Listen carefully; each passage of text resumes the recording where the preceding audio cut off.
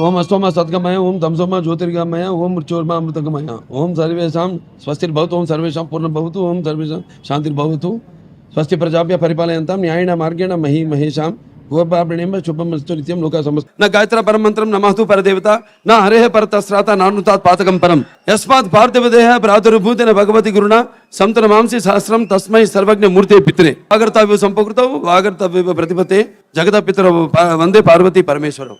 ఇలాంటి శ్లోకాలు అనర్గళంగా చెప్తారు బాలయ్య బాబు గారు. ఆయన పూజలు అవి చేస్తారు, బాగా సాంప్రదాయాలు పాటిస్తారు.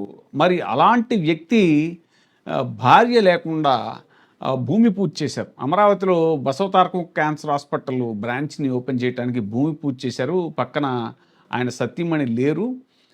మనకి హైందవ సాంప్రదాయం ప్రకారం ప్రతి పూజ, ఏ పూజ అయినా సరే భార్యా సమేతంగానే చేయాలి అనేటువంటిది మనకి తెలుసు. అందులో ఈ మధ్యన సనాతన ధర్మం పరిరక్షణ అనేటువంటి వాదన ఒకటి బాగా విస్తృతంగా ప్రచారంలో ఉన్న నేపథ్యంలో మరి సనాతన ధర్మ పరిరక్షకుడు కూటమి భాగస్వామి అయిన సందర్భంలో మరి బాలయ్య బాబు గారి ఈ చర్యని సనాతనవాదులు ఎలా స్వీకరిస్తారో, ఆ సనాతన ధర్మ పరిరక్షకుడు దీనిపై ఎలా స్పందిస్తారో వేచి చూడాలి అంటున్నారు పరిశీలకులు.